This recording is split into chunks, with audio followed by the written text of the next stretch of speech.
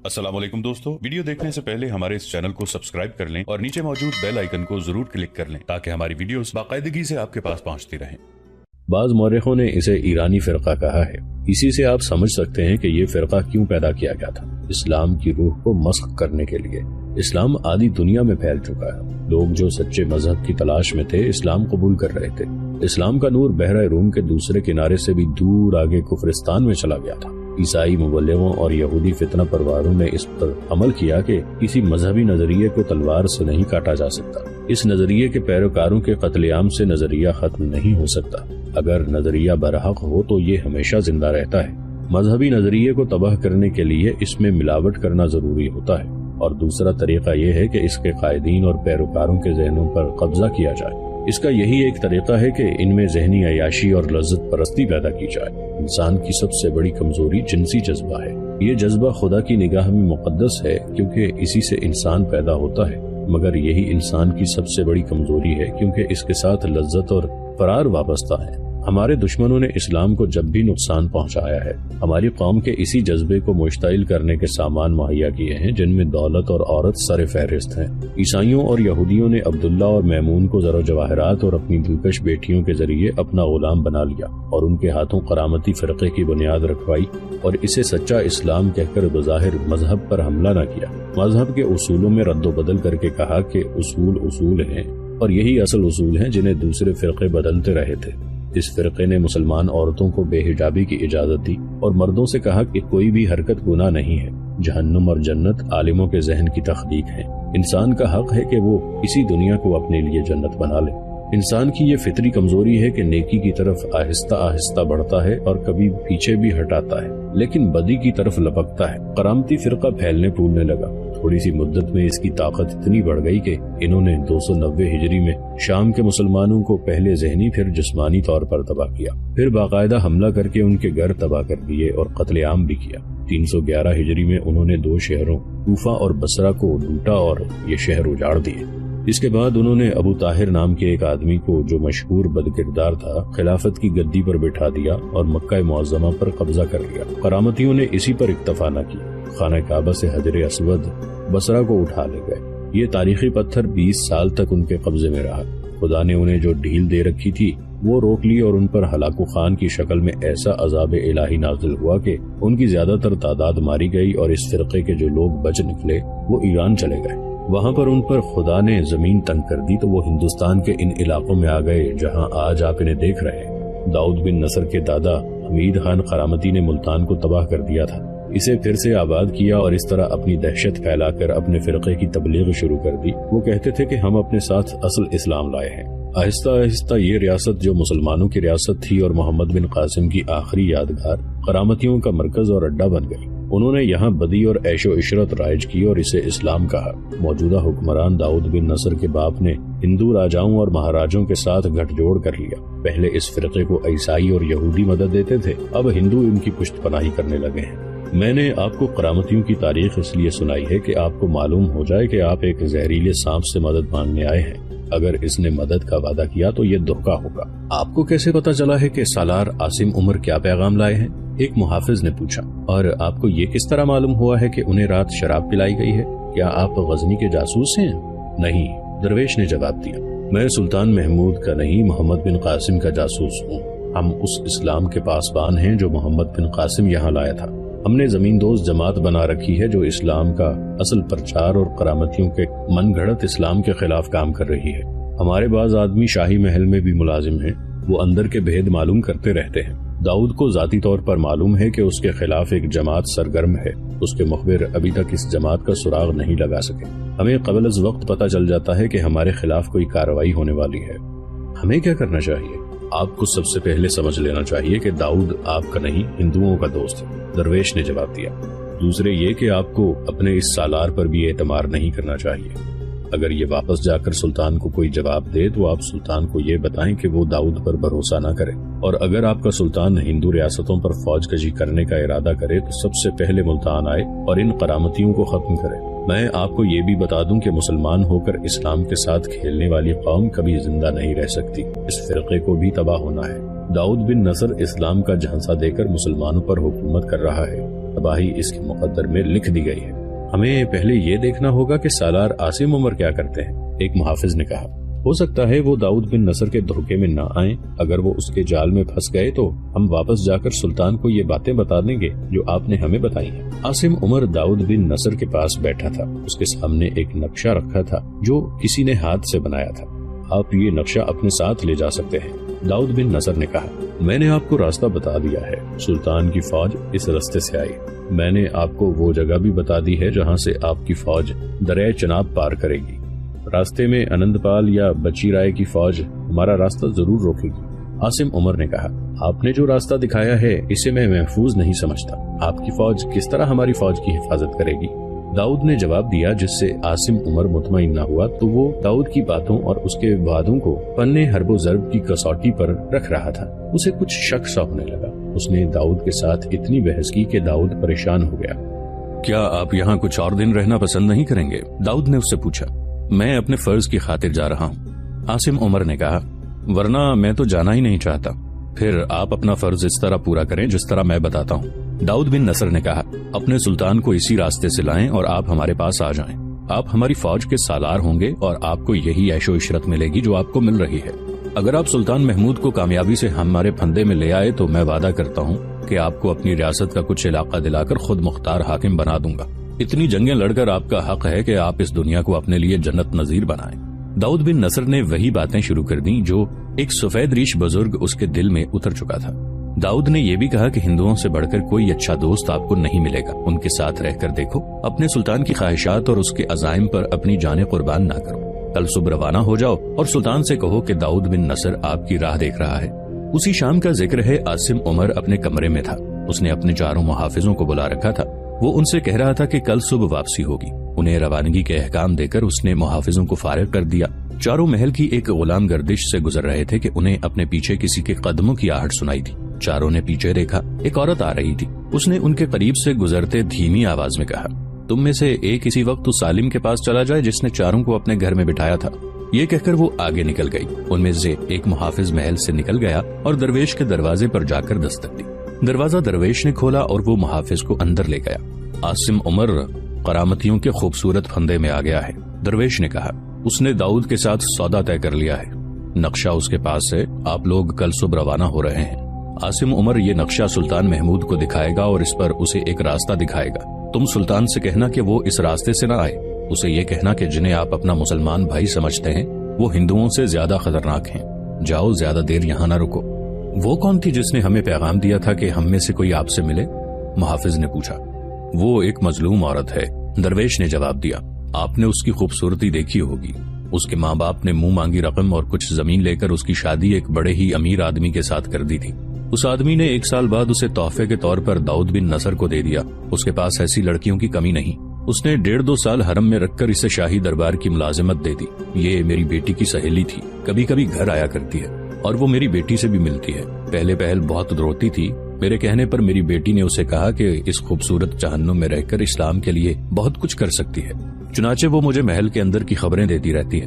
آج جب داؤد بن نصر آپ کے سالار عاصم عمر کو اپنے پھندے میں پھانس کر اسے بتا رہا تھا کہ وہ سلطان محمود کو فلاں راستے سے لائے، اس وقت یہ عورت ان دونوں کو شراب اور شربت پیش کر رہی تھی۔ اس نے دونوں کی باتیں سنی۔ اسے جو ہی وہاں سے چھٹی ملی وہ میرے گھر آ گئی اور ساری بات سنا گئی۔ اب یہ ذمہ داری آپ پر عائد ہوتی ہے کہ سلطان سے منوا لو کہ عاصم عمر اسے دھوکہ دے رہا ہے، اور آپ جو کہہ رہے ہیں یہ صحیح ہے۔ یہ عورت آپ کے پاس آتی رہتی ہے، محافظ نے کہا۔ اسے محل سے نکلنے کی اجازت مل جاتی ہے۔ آپ نے کبھی یہ نہیں سوچا کہ آپ اسے کہیں غائب کر دیں؟ کوئی مسلمان اسے ساتھ لے کر کہیں اور چلا جائے اور اس کے ساتھ شادی کر لے؟ کئی بار سوچا ہے، درویش نے جواب دیا، لیکن ایسا مسلمان نہیں ملتا جو اسے لے کر کہیں چلا جائے۔ آج اس نے مجھ سے کہا تھا کہ اگر آپ لوگ پسند کریں اور ہمت کریں تو اسے اپنے ساتھ غزنی لے جائیں۔ اگر اس کے ساتھ کسی نے شادی نہ کی تو وہ باقی عمر کسی مزار پر گزار دے گی یا کسی عالم یا ولی کی خدمت کرے گی۔ ہم اسے اپنے ساتھ لے جا سکتے ہیں، محافظ نے کہا، لیکن اسے سب کے سامنے لے جانا ناممکن ہے۔ ایک صورت یہ ہے کہ کوئی اسے شہر سے دور ہمارے راستے میں کہیں پہنچا دے۔ ہمارے لیے دوسری مشکل یہ ہے کہ سالار عاصم عمر شاید ہمیں لڑکی کو ساتھ نہ لے جانے دے۔ اسے ہم سنبھال لیں گے۔ اگلے روز طلوع آفتاب سے بہت پہلے سالار عاصم عمر اپنے چاروں محافظوں کے ساتھ روانہ ہوا۔ ان کے ساتھ اب ایک اونٹ بھی تھا جو داؤد بن نصر کے دیے ہوئے تحفوں سے لدا ہوا تھا۔ ایک محافظ کی برچی کے ساتھ چھوٹا سا سفید جھنڈا بندھا تھا جو اس نے بلند کر رکھا تھا۔ اس کا مطلب یہ تھا کہ ہم دوست ہیں۔ قافلہ شہر سے دور نکل گیا، دریا بھی پار کر لیا گیا۔ سالار عاصم عمر جب ملتان کی طرف آ رہا تھا تو محافظوں کے ساتھ دوستوں کی طرح باتیں کرتا آیا تھا، مگر اب وہ خاموشی سے آگے آگے جا رہا تھا۔ اس کی گردن بادشاہوں کی طرح تنی ہوئی تھی۔ وہ محافظوں کے ساتھ کوئی بات کرتا بھی تو یہ کوئی حکم ہوتا تھا یا کوئی ہدایت۔ سورج غروب ہونے کو تھا جب یہ لوگ ایک جنگل سے گزر رہے تھے۔ ایک محافظ نے اپنے ساتھیوں کو ایک طرف اشارہ کیا۔ سب نے دیکھا گھنی جھاڑیوں میں 4 آنکھیں اور 2 چہروں کے ذرا ذرا سے حصے نظر آ رہے تھے۔ عاصم عمر آگے نکل گیا تھا۔ محافظوں نے آنکھوں ہی آنکھوں میں اس منصوبے پر عمل کرنے کا فیصلہ کر لیا جو انہوں نے گزشتہ رات تیار کیا تھا۔ اس کے مطابق ایک محافظ نے اپنا گھوڑا روک لیا اور گھوڑے کو آہستہ آہستہ گھنی جھاڑیوں اور اونچی گھاس میں لے گیا۔ وہی جوان عورت جس نے انہیں درویش کے گھر جانے کا پیغام دیا تھا اس کے سامنے آن کھڑی ہوئی۔ اس کے ساتھ ایک آدمی بھی تھا۔ اس نے عورت اس محافظ کے حوالے کی اور خاموشی سے چلا گیا۔ محافظ عورت کو ساتھ لیے وہیں چھپ کر بیٹھ گیا۔ وہ دونوں سوائے مسکرانے کے ایک دوسرے کی زبان نہیں سمجھتے تھے۔ عورت اسے اشاروں کی زبان میں کہہ رہی تھی کہ چلیں، مگر محافظ اسے بیٹھنے اور چھپے رہنے کا اشارہ کر رہا تھا۔ سورج غروب ہو گیا۔ عاصم عمر نے پڑاؤ کا حکم دیا۔ ایک محافظ غائب تھا۔ اس نے دوسروں سے پوچھا تو تینوں محافظ حیران بھی ہوئے اور کھسیانے بھی۔ انہوں نے بتایا کہ وہ پیچھے پیچھے آ رہا تھا اور اب انہیں پتا چلا ہے کہ وہ ہمارے ساتھ نہیں ہے۔ عاصم عمر آگ بگولا ہو گیا۔ وہ تینوں پر خوب برسا۔ وہ واپس ملتان چلا گیا ہے، ایک محافظ نے کہا۔ اس نے ہمیں کہا تھا کہ ملتان اسے اتنا پسند آیا ہے کہ وہ یہاں سے جانا نہیں چاہتا۔ ہم اسے مذاق سمجھتے رہے۔ وہ کسی بازاری رقاصہ کو دل دے بیٹھا ہے، دوسرے نے کہا۔ اسے تلاش کرنا بیکار ہے۔ عاصم عمر نے بہت سوچا اور بولا، ہاں، تلاش اور تعاقب بیکار ہے۔ بہتر یہی ہے کہ اسے ذلیل و خوار ہونے کے لیے وہیں جانے دیا جائے جہاں وہ گیا ہے۔ اس نے ایک اتنے اہم محافظ کی گمشدگی کو ذہن سے اتار دیا۔ اس کی وجہ یہ تھی کہ اس کا اپنا ذہن ملتان میں داؤد بن نصر کے محل میں ہی رہ گیا تھا۔ وہ جسمانی طور پر وہاں سے آ گیا تھا، ذہنی طور پر وہ وہیں تھا۔ ایک محافظ تو معمولی سا آدمی تھا، اس کی نظروں میں سلطان محمود کی بھی کوئی اہمیت نہیں رہی تھی۔ یہ تو اس کے وہم و گمان میں بھی نہیں آ سکتا تھا کہ جب وہ اپنے 3 محافظوں کے ساتھ سویا ہوا ہوگا، اس کا گمشدہ محافظ ایک عورت کے ساتھ دور آگے جا چکا ہوگا۔ سلطان محمود غزنوی پشاور میں اپنے ایلچی سالار عاصم عمر کا انتظار بے تابی سے کر رہا تھا۔ دن پہ دن گزرتے جا رہے تھے۔ سلطان محمود نے کئی بار اس خطرے کا اظہار کیا کہ عاصم عمر اپنے محافظوں سمیت مارا گیا ہے یا ہندوؤں کے کسی قید خانے میں پہنچا دیا گیا ہوگا۔ اس نے اپنے سالاروں سے کہہ دیا تھا کہ عاصم عمر اور اس کے محافظوں کو ہندوؤں نے قید میں ڈالا تو وہ ان کی ریاستوں کی اینٹ سے اینٹ بجا دے گا اور وہاں اسی ہندو کو زندہ رہنے کا حق دے گا جو اسلام قبول کرے گا۔ ایک روز اسے اطلاع دی گئی کہ سالار عاصم عمر کا ایک محافظ ہندوستان کی بڑی حسین عورت کے ساتھ آیا ہے اور سفر، بھوک پیاس، شب بیداریوں اور گرد سے اس کی حالت بہت بری ہے، انہیں فوراً اندر بھیجو۔ سلطان محمود نے گھبرا کر کہا، کوئی حادثہ ہو گیا ہے۔ محافظ اندر آیا تو اس کا منہ کھلا ہوا تھا، آنکھیں اندر کو دھس گئی تھیں اور اس کی سانسیں اکھڑی ہوئی تھیں۔ عورت کی حالت بھی ایسی ہی تھی۔ سلطان محمود کے حکم پر دونوں کو پانی پلایا گیا۔ سلطان عالی مقام، محافظ نے کہا، ہم راستے میں ذرا سی دیر کے لیے اس لیے رکے رہے کہ گھوڑا آرام کرے۔ ہمیں آپ کے حضور سالار عاصم عمر سے پہلے پہنچنا تھا، وہ شاید ابھی نہیں پہنچا۔ وہ آپ کے پیغام کا جواب لا رہا ہے جو کہ سراسر فریب ہے۔ ملتان کا حکمران داؤد بن نصر ہندوؤں سے بڑھ کر آپ کا دشمن ہے۔ بجی رائے اور انند پال نے اسے اپنا اتحادی بنا رکھا ہے۔ انہوں نے آپ کو مروانے اور ہماری فوج سے ہتھیار ڈلوانے کا کام داؤد بن نصر کے سپرد کیا ہے۔ اس کرامتی نے عاصم عمر کو ایک نقشہ دیا ہے جس پر وہ راستہ دکھایا گیا ہے جس سے آپ اپنی فوج ملتان لے جائیں گے۔ ہندو مہاراجوں نے آپ کے لیے ایک پھندا تیار کیا ہے۔ کیا عاصم عمر اور داؤد بن نصر کی نیت کا پتہ چلا ہے؟ سلطان محمود نے پوچھا۔ عاصم عمر اپنا ایمان فروخت کر کے آ رہا ہے۔ محافظ نے سلطان محمود کو بتایا کہ عاصم پر کیسے طلسم طاری کیے گئے ہیں اور وہ اب ہمارا سالار نہیں، داؤد بن نصر کا آدمی بن گیا ہے۔ اس نے کہا، وہ اس فریب میں برابر کا شریک ہے جو آپ کو دیا جائے گا۔ محافظ نے اس عورت کے متعلق سلطان محمود کو بتایا کہ اسے کس طرح محل میں پہنچایا گیا تھا اور اس نے اپنی روح کو مطمئن کرنے کا کیا ذریعہ اختیار کر لیا تھا۔ ایک ترجمان کے ذریعے عورت نے سلطان محمود کو تفصیل سے بتایا کہ داؤد بن نصر کے محل میں کیا ہوا ہے، وہاں کیسا مذہب رائج ہے اور عاصم عمر کو کس طرح جال میں پھانسا گیا ہے۔ اس نے داؤد اور عاصم عمر کی پوری گفتگو سنائی جو اس نے اپنے کانوں سنی تھی۔ اس عورت کو زنانہ میں بھیج دیا جائے، سلطان محمود نے کہا، اور اس محافظ کو ہمارے مہمان خانے میں رکھا جائے۔ جب عاصم عمر آئے تو اسے پتہ نہ چلنے دیا جائے کہ یہ دونوں اس سے پہلے آ گئے ہیں۔ आसिम उमर 5-6 रोज बाद आ गया और सीधा सुल्तान महमूद के पास गया। उसने सुल्तान को बताया कि दाऊद बिन नसर ने पेश कीमत तोहफे भेजे हैं और कहा है कि वो सुल्तान के इंतजार में बेताब हो रहा है। आसिम उमर ने नक्शा सुल्तान महमूद के आगे रखकर बताया कि दाऊद बिन नसर ने हमारी फौज के लिए ये रास्ता बताया है, उसकी फौज इस रास्ते के दाएं बाएं के इलाके में मौजूद होगी। आसिम उमर ने कहा कि दाऊद बिन नसर हमारा मुखलिस दोस्त है, मैंने अपनी फौज मुल्तान तक ले जाने का रास्ता देख लिया है। सुल्तान महमूद ने कहा, अब मुझे ये बताओ कि बजी राय और आनंदपाल की फौजें कहाँ कहाँ हमारी फौज पर शब खून मारेंगी और घात कहाँ कहाँ लगाएंगी। आसिम उमर ने हैरत से सुल्तान महमूद की तरफ देखा। सुल्तान महमूद ने हुक्म दिया, उन दोनों को ले आओ। जरा सी देर में आसिम उमर का चौथा मुहाफिज एक औरत के साथ उसके सामने खड़ा था। इस औरत को पहचानो, सुल्तान महमूद ने आसिम उमर से कहा, और याद करो जब तुम दाऊद के साथ अपने ईमान का और मेरी जान का सौदा तय कर रहे थे, ये औरत तुम दोनों को शराब पिला रही थी। क्या अपने गुनाह की हर एक तफसील मेरी जबान से सुनना चाहते हो या इस औरत की जबानी? क्या ये बेहतर नहीं होगा कि अपनी जबान से अपने गुनाह का एतराफ कर लो?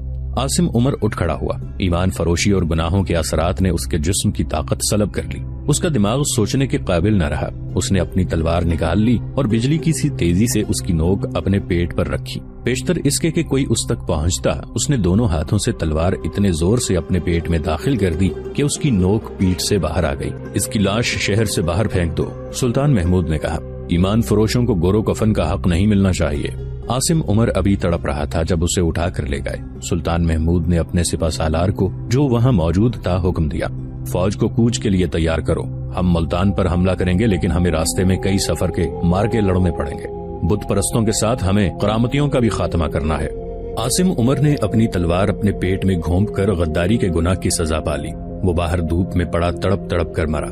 किसी को इजाजत नहीं थी कि उसके मुंह में पानी के 2 कतरे टपका देता। सुल्तान महमूद गजनवी ने उसके पसमानदगान पर यह करम किया कि उन्हें लाश उठा ले जाने की इजाजत दे दी। आसिम उमर सुल्तान की फौज के पुराने और तजर्बाकार सालारों में से था, मगर निस्वानी हुस्न, शराब और थोड़े से इलाके की हुक्मरानी के लालच ने बड़े बड़े मजबूत कले सर करने वाले और लाखों के लश्करियों को दीनो ईमान की दरांती से काट फेंकने वाले सालार की अपनी तलवार उसके अपने पेट में उतार दी। आसिम उमर का बेटा कासिम बिन उमर इसी फौज में एक जैश का कमांडर था। वो खूबरू नौजवान था, दलेर था और फन्ने हरबो जरब की सूझबूझ भी रखता था। बाप ने उसे बचपन में ही सिपाही बना दिया था। उसे जब इत्तला दी गई कि अपने बाप की लाश ले जाए तो उसे एक सदमा तो ये हुआ कि उसका बाप जो नामी गिरामी सालार था मर गया है, और दूसरा सदमा ये हुआ कि वो मुल्तान गया था और उसे हिंदुओं ने कत्ल किया है। वो समझा शायद उसकी लाश मुल्तान से आई है। उसे बाप की मौत का पैगाम देने वाला शख्स अपने साथ ले गया। कासिम ये देखकर हैरान रह गया कि उसके बाप की लाश बाहर धूप में